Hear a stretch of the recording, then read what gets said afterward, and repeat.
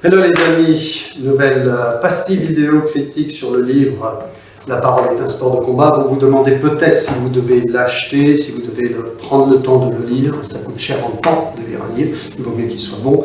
Si vous cherchez des techniques et des méthodes pour prendre la parole en public, pour présenter dans le monde professionnel, ce livre n'est absolument pas fait pour vous. Il n'y a rien dedans pour les professionnels. Je vous invite à plutôt aller chercher du côté de mes guides. En plus, vous ferez une économie certaine. Ils sont un peu moins chers, mais beaucoup plus valables. Ceci étant dit, je referme la parenthèse. Critique de ce livre. Dans ce livre, là aussi, ça disqualifie ce livre.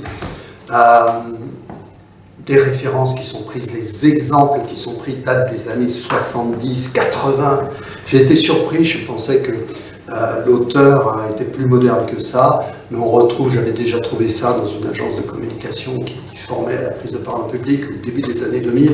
Tous les exemples pris dataient des années 70, 80. On parlait de Mitterrand, de Giscard. Qui connaît Giscard, Mitterrand, qui s'intéresse à eux maintenant. En plus, ce sont des politiciens. Ça n'a rien à voir avec le monde professionnel. Non, il nous faut d'autres exemples. Des exemples des années au moins 2010. Il nous faut du Steve Jobs. Et encore Steve Jobs. Le pauvre, il est mort. Et puis, il nous faut d'autres exemples. Parlez-moi de Zelensky. Comment est-ce qu'il parle? Comment il s'adresse au public? Ça, oui, ça c'est intéressant. Hein.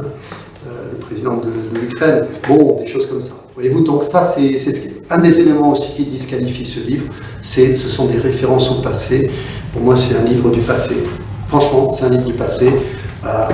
On revient chez les Grecs, on prend des exemples des années 70-80. Non. Tous les jours, dans les médias, vous avez des exemples de personnes qui prennent la parole en public.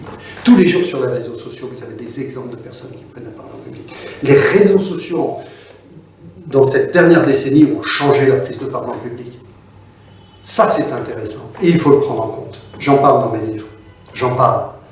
Vous n'êtes plus le roi du monde quand vous prenez la parole. Les gens ont des portables, les gens vous envoient des SMS, les gens chatent.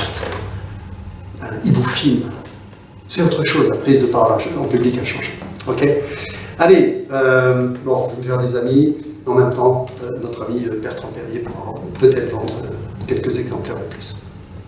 Je vous rappelle, les 6 guides en prise de parole en public professionnel. À très bientôt.